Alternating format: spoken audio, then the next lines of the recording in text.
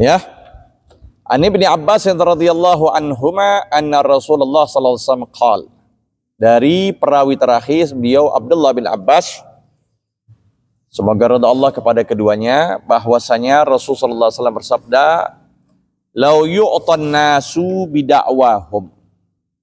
Jikalau manusia diberikan dengan gugatan pengakuan mereka. Mereka menggugat, mereka mengaku, ini barang aku, ini kepunyaan aku. Ya. Kalau memang seperti itu, tanpa adanya penyaksian, tanpa adanya bukti, la syuhud wala isbat. Jadi setiap orang gitu ngomong si Jandan, ini pulpen aneh, bukan pulpen ente.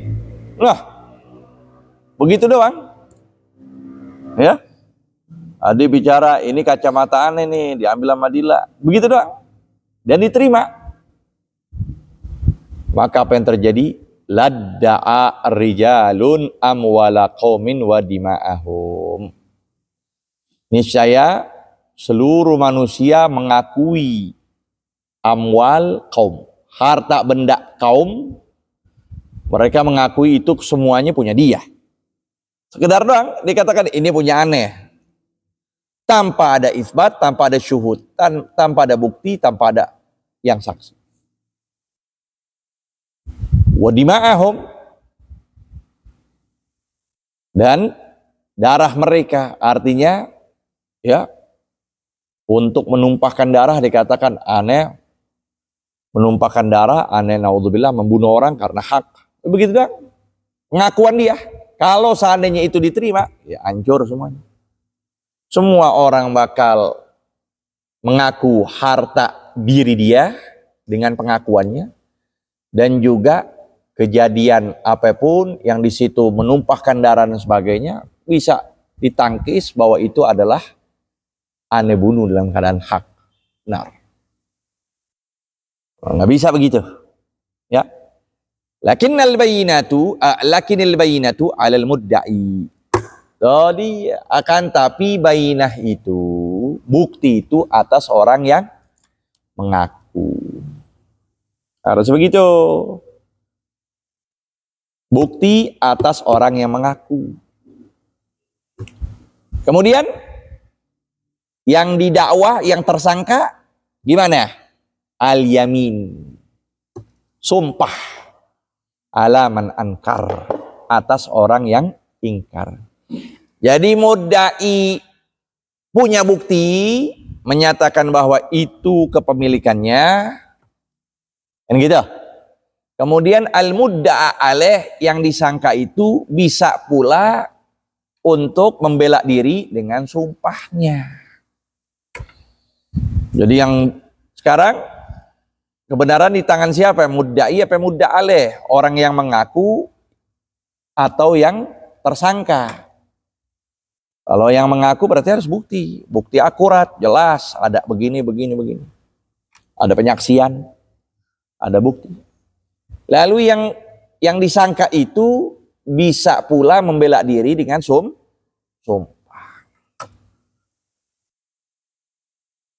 Fa in imtanal yamin, kalau seandainya si mudda' alaih itu, yang tersangka itu, yang diduga bahwa dia ngambil, misalnya yang mengaku ngomong dia ngambil dari aneh. Ente punya bukti gak? Iya ada buktinya. Begini. Yang tersangka itu disuruh sumpah. Ayo coba sumpah bahwa ente nggak mengambil. Fa in imtana 'anil yamin. Taunya pas disuruh sumpah dia diem, nggak bisa ngomong, nggak bisa berkelok lagi dia. Udah, nggak bisa berkutik. Disuruh sumpah, nggak bisa. Bukti jelas. Maka apa yang terjadi? Ya, ruddat alal mudda'i. Tuh. Maka itu diberikan kepada si kalau memang ada bukti. Kalau sudah begitu, ya disuruh sumpah, udah ada bukti, udah ada ini, suruh sumpah lah si mudda'i. Bahwa memang ini harta ana, sumpah. Dibalikan tuh sumpah atas mudda'i, fayahlif in ikhtara dzalik, fayastahiq madda'ahu biyamini. Nah itu, ya. Wal yamin ala man ankar haditsun hasan. Artinya di sini apa? Tidak boleh kita sumpah palsu. Ya kan? Apalagi posisi ketika orang lagi berpuasa. Itu termasuk di antara khamsun yuftirna shaima. Apa di sini disebut? Al-yaminul kadzibah. Sumpah palsu. Dia lagi puasa. Enggak puasa aja enggak boleh. Apalagi posisi lagi dia puasa. Dia sumpah. Batal dari pahalanya. Pahalanya enggak dapat, dia dapat sama sekali. Wa qad jaa fil wa'id alaihima ahaditsu katsiratun. Nah, banyak datang ancaman atas keduanya dari sumpah dan penyaksian yang dusta. Ya. Panggil si fulan. Saksiin bahwa ini punya aneh uang aneh. Ini harta aneh. Suruh saksikan bahwa itu harta aneh. Nanti disogok. Itu namanya syahadatuz zur. Ya. Mat sini mat. Apain? Ini mat.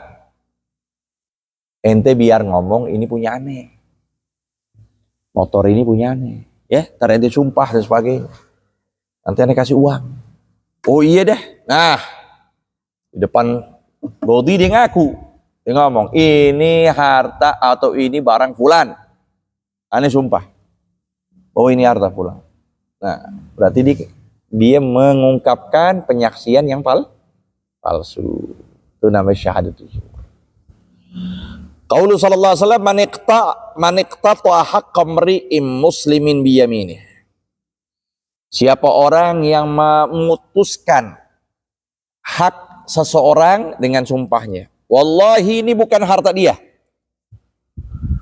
Wallahi ini bukan tanah dia. Allah ini bukan barang dia. Faqad aujaballahu lahu nara. Maka sungguh berhak Allah masukkan dia ke dalam neraka. Wa harrama alaihil jannah. Dan Allah haramkan atasnya surga. Qila ya Rasulullah wa in kana syai'an yasira. Ya Rasulullah sekalipun sesuatu yang remeh. Sesuatu yang sedikit. Yang gak berharga, gak bernilai. Qala wa in kana godiban. Tahu gak godib? Batang siwak. Siwak, batang itu godib. Sekalipun batang siwak dia nyatakan ini demi Allah bukan punya dia. Maka yang begitu dikatakan aujaballahu lahun nar wa harrama alaihil jannah. Wa fi sahihain ala unabbiukum bi akbaril kabair. Dalam hadis Bukhari Muslim, Nabi menyatakan, tahukah kalian, maukah kalian kuberitahukan dengan dosa-dosa yang paling besar? Maka Nabi menyatakan salasan. Ada 3 itu dosa yang paling besar. Qulna bala ya Rasulullah. Mereka menyatakan, mau apa itu ya Rasulullah? Al-isyrak billah. Pertama, syirik. Menyutukan Allah dengan apapun juga. Yang kedua, wa uququl walidain. Durhaka sama orang tua. Ya. Bagaimana kemarin hadis raghima anfu rajulin ya adraka indahu abuwaihil kibara falam yadkhulahul jannah. Rugi, sial, celaka manusia yang mendapatkan orang tuanya sudah tua renta tapi tidak memasukkan keduanya atau tidak masukkan orang tuanya akan dirinya ke dalam surga. Karena dia termasuk akbarul kabair. Dosa yang paling besar, uquq al-walidain. Dan yang ketiga, ala wa qaulu zur, ketahuilah ucapan palsu, ucapan bohong. Wa syahadatu zur, dan penyaksian bohong, penyaksian palsu. Fama zala yuraddiduha, maka sungguh beliau itu senantiasa mengulang kalimat tersebut. Apa? Ala wa qawlu zur wa syahadatu zur, ala wa qawlu zur wa syahadatu zur, ala wa qawlu zur. Diulang terus sama Nabi. Hatta qulna, sampai kita berkata laitahu sakat. Sampai kami berkata, ya Allah, coba beliau udah diam dah. Kesian. Letih beliau ulangin, kesian, lihat ngulang. Saking apa? Saking begitu besarnya itu dosa bagi mereka yang mendapatkan atau mengerjakan penyaksian bohong dan sumpah palsu itu. Coba kata sahabat, laitahu sakat. Coba beliau diam. Artinya apa? Syafaqatan alaih li'alla la yat'a min at-tikraja. Supaya beliau tidak letih untuk ulang-ulang gitu, dia paham udah. Tapi diulang terus sama Nabi. Ya, ala wa qawlu zur wa syahadatu zur, ala wa qawlu zur wa syahadatu zur, ala wa qawlu zur wa syahadatu zur. Karena dia termasuk min akbar kabair, disejajarkan dengan syirik kepada Allah dan durhaka orang. Nah begitu ya. Ada suatu kisah. Nah ini biasanya memang yang namanya penyaksian, ucapan bohong itu biasa berada di mahkamah. Ya, ketika lagi ramenya perseteruan misalnya, saling satu sama lain mengungkapkan kebenaran. Nah, itu yang seperti itulah tuh permainan itu. Ya, diputarbalikkan fakta gimana. Nah, itu banyak kan apa? Seperti qadhi, hakim, jaksa. Nah ini permainan itu. Begitu pula pada zaman dahulu, sama. Sekarang juga. Ada suatu kisah katanya, Al-Qudah fi zaman Bani Israel. Qadhi pada zaman Bani Israel, kanu thalathatan. Ada 3 orang. Kita katakan A, B, C deh.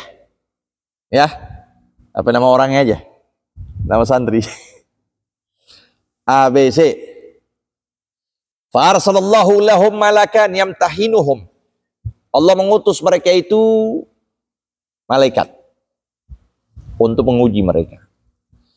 Wajada rajulan ala ma'in yasqi baqaratan wa khalfaha ajalatan. Ada seorang didapatkan, ini malaikat mendapatkan seseorang yang lagi memberi minum sapinya. Ya kan? Sapi dikasih minum. Di belakangnya ajalah apa ya? Anak sapi. Di belakangnya ada anak. Jadi itu sapi, ada anak sapi. Fada'ahal malak, malaikat lebih hebat dari sihir. Dipanggil apa aja bisa tunduk. Fada'ahal malaikat. Nah, maka malaikat itu memanggil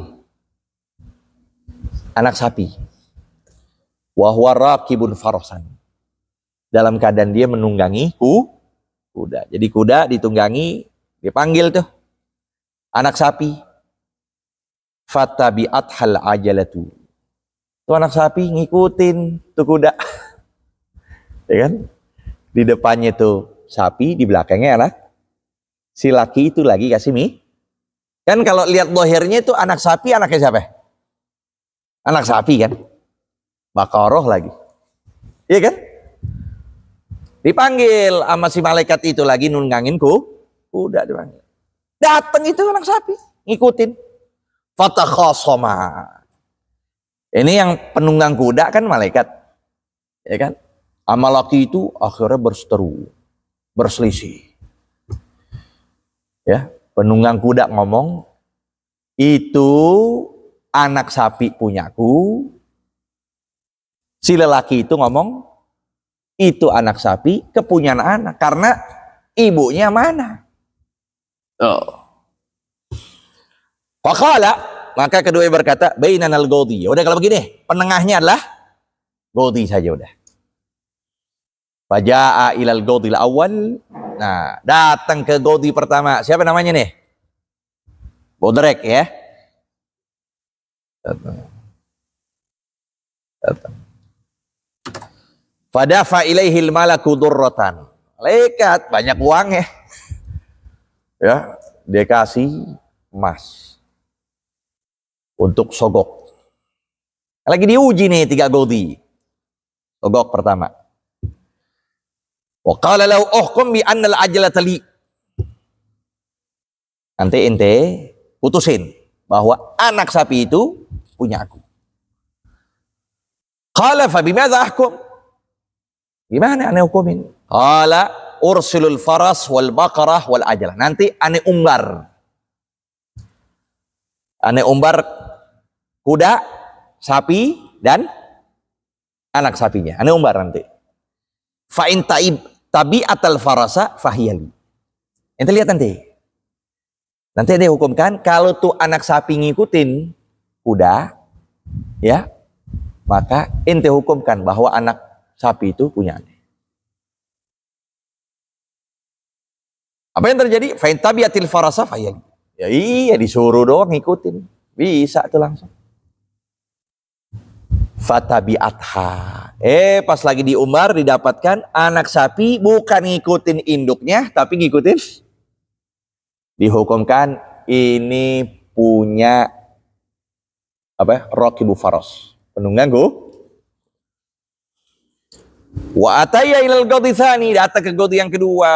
Fa hakama kadzalik wa akhadha ruddah. Wa akhadha durrah. Begitu pula sama godi yang kedua. Ya, menghukumkan dengan hal yang sama karena diberikan emas, mutiara intan, dikasih itu. Wa amal godi tsalits. Nah, adapun godi yang ketiga, dafalahul malak durratan. Ya. Maka si siapa namanya? Si yang godi tsalits menolak pemberian dari si malaikat itu. Wa qala uhkum bainana. Kata si penunggang kuda, ya udah kamu hukumkan di antara kami siapa yang benar. Nih qadhi pertama, kedua menyatakan aku. Ente terakhir nih. Ngomong sih siapa? Qadhi itu inni haid. Aneh lagi haid. Laki. Aneh lagi haid. Lah, kaget nih kan penunggang kuda. Nih Godi, jenggotnya panjang, kumisnya tebal sampai naik ke atas. Ngomong apa? Aku lagi head. Qalal malak subhanallah ayahidu zakar. Subhanallah, apakah laki itu bisa head? Waqallahul Godi. Godi langsung menjawab, subhanallah atalidul farasu baqaratan. Apa iya kuda bisa melahirkan sapi? Lihat tuh hebatnya. Anda nggak mau kasih, ya kan? Dibalikin tuh, mantiqiyah tuh, ucapan yang berkaitan rasio tuh, ya kan? Anda lagi head, orang jenggotan, ya Allah laki head, dibalikin lagi, ya iya subhanallah. Apa iya kuda bisa melahirkan sapi baqarah? Berarti ini nggak sembarangan ini penunggang kudanya menguji 3 godi mana yang benar dan adil dalam memutuskan, mana yang dikatakan godi zalim yang naudzubillah tempatnya tadi neraka. Nah ini berbeda-beda hukum. Ini kan kita mengambil dari al-mudda'i alal bayinah. Wal yamin ala man ankar itu diambil dari sejarahnya Nabi Allah Daud alaihi salam. Tapi setiap para anbiya itu mereka memiliki hukum berbeda-beda untuk menentukan ini benar atau ini salah. Sampai disebut innal hukma fi zaman sana Ibrahim kana binar. Jadi kalau ada yang berseteru, si A ngaku, si B ngaku. Nah, gimana caranya? Itu cara menghukumkan mana yang benar, mana yang salah. Kanal muhiq yadkhul yadahu fiha fala tahriqu. Jadi dibakar dulu api. Waduh. Siapa yang benar, maka dia masuk, diwajibkan untuk masuk tangannya ke dalam api itu. Siapa yang benar, maka apa? Tidak terbakar tangannya itu oleh api. Kalau salah, jangankan yang namanya langsung masuk, dikit aja udah ketakutan. Wajib juga tuh begitu ya. Nggak ada yang ngaku begitu dah. Zaman Nabi Ibrahim begitu. Adapun zaman Nabi Musa alaihissalam bil asa, tongkatnya. Fakanat taskunil haq wa tarib lil batil. Kalau itu tongkat dipegang tenang, nggak goyang-goyang, nggak gerak-gerak, nah, itu berarti yang megang betul. Kalau tuh tongkat goyang-goyang sampai nabokin mukanya, berarti itu batil. Itu yang salah. Wa kana al-hukm fi zaman Sayyidina Sulaiman birrih. Wah, ini lebih dahsyat lagi. Angin, karena Nabi Sulaiman ya punya khususiyah menundukkan apa yang dilakukan? Angin bisa ditundukkan sama Nabi Sulaiman, dikumpulin angin bisa orang pergi. Bisa jalan nih, itu bisa terbang dengan angin Nabi Sulaiman. Nah, yang batil dua-duanya disuruh naik ke atas. Kalau yang benar, maka tuh angin melindungi tuh orang, nggak bakal jatuh. Tapi kalau yang salah, ya kan? Dari atas Monas turun jadi martabak, hancur sudah. Nah itu juga serem juga ya. Oh berarti Nabi Ibrahim, Nabi Sulaiman yang serem nih. Nabi Ibrahim api langsung kebakar, kita gosong. Nabi Sulaiman udah, yang batil nggak pakai langsung jalan lagi. Nggak bisa langsung jalan, langsung mati itu. Tuh, kalau kencang, kalau pendek, kalau tinggi. Nah ini. Wa kana al-hukm fi zaman Dzulqarnain bil ma'. Nabi Allah, ada yang katakan Dzulqarnain itu minal anbiya, ada yang menyatakan minar rasul, ada yang menyatakan anbiya, ada yang menyatakan min waliyin soleh. Ya, ukhtalafi. Persisian itu dalam nabinya. Tapi ada yang menyatakan beliau nabi. Ini Dzulqarnain ini dikatakan hukumnya dengan air. Jadi masuk ke air semuanya. Itu nggak bakalan cemplung. Kalau dia benar, dia langsung jamuda, langsung keras. Itu air, ya, menjaga dia untuk nggak tenggelam. Kalau dia salah, zaba, bakal lumer, bakal jatuh. Itu ya. Nah ini tentang masalah. Nah ini yang terpenting. Kenapa hikmah qaulul baina 'alal mudda'i? Sekarang gini. Si A sama si B. Sekarang yang ngaku motor itu siapa? Si A. Kan gitu. Yang ngaku motor itu si A. Bahwa motor itu kepemilikan saya yang diambil oleh si B. Kan gitu. Sekarang si A dengan si B, mereka kenapa yang si A harus pakai bukti, yang si B cuma pakai sumpah. Ya kan? Si A harus pakai bukti. Ente ngomong apa itu? Kok bisa langsung ente katakan itu kepemilikan ente, sedangkan tuh barang ada di dia. Nah, ini hikmahnya. Bahwa mudda itu harus pakai bukti, sedangkan mudda alaih yang didakwa itu harus cuman pakai sumpah doang. Kenapa? Karena anna janibal mudda'i dha'ifun lidakwahu khilaful asal. Karena yang digugat oleh mudda'i itu suatu hal yang lemah pada dirinya. Kenapa? Karena yang namanya asal hukum, asalnya kan nggak ada sama sekali. Asal hukum kan di tangan orangnya. Betul kan? Ini barang di tangan B, ya di tangan B. Artinya asal hukum bara'atu zimmah. Orang berlepas diri dari gugatan. Kayak kita sekarang. Kita berlepas diri kan dari gugatan. Nggak ada yang gugat kita. Tiba-tiba kucuk-kucuk datang gugat Jandan.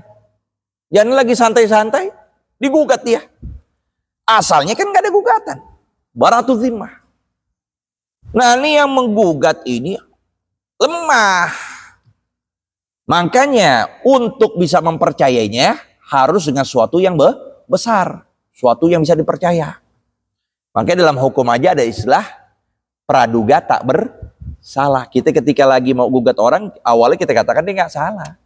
Barulah berjalan tuh proses hukum. Begitu. Nah, untuk membenarkan orang yang menggugat itu, harus didapatkan bukti-bukti yang akurat, bukti-bukti yang bisa dipercaya. Maka harus besar.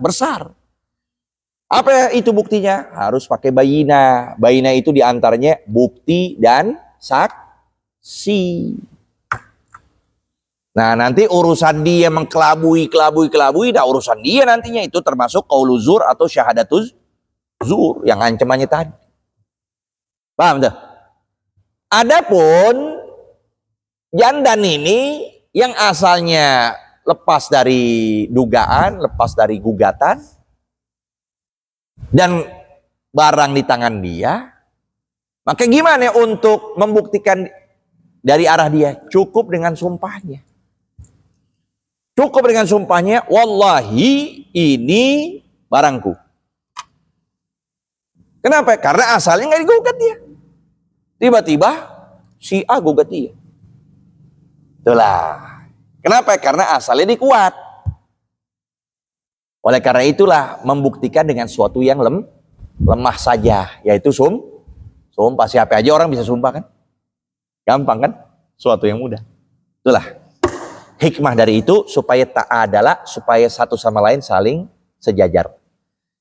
Ya, jadi mudai harus mempersiapkan bukti yang kuat, sedangkan yang diduga cuman santai doang. Kenapa? Karena asalnya dia nggak diduga, asalnya ditenten. Ya. Rawahu al-Baihaqi wa ghairuhu. Nah, ini diriwayatkan oleh Imam Baihaqi. Siapa nama Imam Baihaqi? Ismu Ahmad bin Husain. Imam Baihaqi ini Ahmad bin Husain. Balagat tasanifuhu nahwal alf. Karangannya menyampaikan 1000 karangan. Wa'tana bijam'i nusus Syafi'i. Beliau ini orang yang sangat perhatian dalam mempertahankan mazhab Syafi'i. Garda terdepan di dalam mempertahankan mazhab Syafi'i, mencari nas-nas. Apa yang diucapkan Syafi'i itu ada dalam hadis, ada dalam Quran. Hadisnya begini. Oh, jadi kita sekarang kan udah instan. Tinggal kita makan sekarang pelajaran-pelajaran tuh Muqaddimah Hadramiyah, ya kan? Pelajaran Safinatun Najah, pelajaran Fathul Mu'in, itu udah instan semuanya. Nggak perlu kita cari-cari lagi. Kenapa? Imam Baihaqi. Beliau tuh yang mencari itu semua. Mencari nas Syafi'i dan mengeluarkan hadis-hadisnya. Sampai qala fihi Imamul Haramain. Imam Haramain menyatakan, ma min Syafi'i wa illa ma min syafi illa wali syafi alaihi minnah. Tidak ada siapapun orang dari mazhab Syafi'i, melainkan seluruhnya Syafi'i memiliki sumbangsi kepada orang itu. Siapa aja orangnya. Ya, mau dia orang berilmu, mau dia orang jahil, mau dia orang awam, asal dikatakan ente mazhabnya apaan? Syafi'i. Nah, ketika ente ngomong ente mazhab Syafi'i, menunjukkan Syafi'i memiliki sumbangsi, ya, memiliki minnah kepada ente. Karena ente nggak bakal bisa tahu sholat, tahu wudu, melainkan ente bermazhab Syafi'i. Itu tata cara Syafi'i semuanya. Illa al-Baihaqi, melainkan Imam Baihaqi, fa inna lahu ala Syafi'il minnah. Melainkan Imam Baihaqi, maka sungguh beliau Baihaqi kepada Imam Syafi'i memiliki sumbangsi. Kenapa? Karena beliaulah yang merapikan seluruh mazhab Syafi'i sehingga menjadi kuat panji-panjinya, pondasi-pondasinya berdasarkan Quran dan hadis Rasulullah sallallahu alaihi wasallam. Wa ba'duhu ya fi sahihain. Ba'dul hadzal hadis katanya ada dalam kitab sahih. Ya. Itu dia. Sebagian matan redaksi hadisnya itu ada di Bukhari dan Muslim. Sebagaimana lafadznya itu Bukhari Muslim, lafadznya begini. Lau yu'tan nasu bidakwahum ladda'a nasun dima'a rijalin wa amwalahum walakinnal yamina alal mudda'a alaih. Tuh gitu doang. Nggak ada sebutan wal yamin alaman ankar, nggak ada itu. Ya. Hadis ke-34 Rabi' wa thalathun wallahu alam bissawab. Rabbi zidna ilma warzuqna. Begitu.